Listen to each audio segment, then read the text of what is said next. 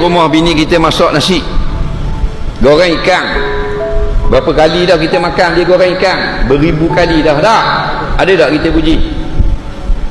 Tak ada. Makan je dah.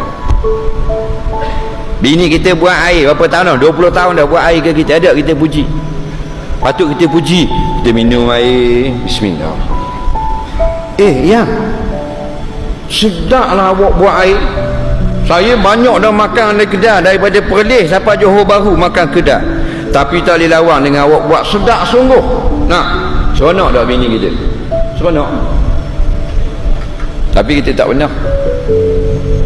Nah, sedangkan bila kita puji, dia makin sayang kepada kita. Hilang penat lelah dia buat kerja rumah. Nah, kita balik tengok bini kita duduk nyapu sapah. Sapu.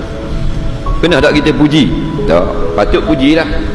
Mina, aku nak abadkan hang, aku tak pernah tengok lagi orang menyapu sampah macam hang. Apa pasal bang? Tak betul ke? Tak lah, dengan gaya pegang penyapu tu dia tak ada lawan.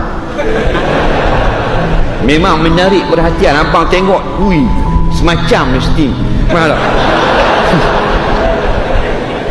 tak pernah lagi abang tengok seorang isteri atau mana-mana perempuan dalam dunia yang bila dia sapu sampah licin macam hang buat.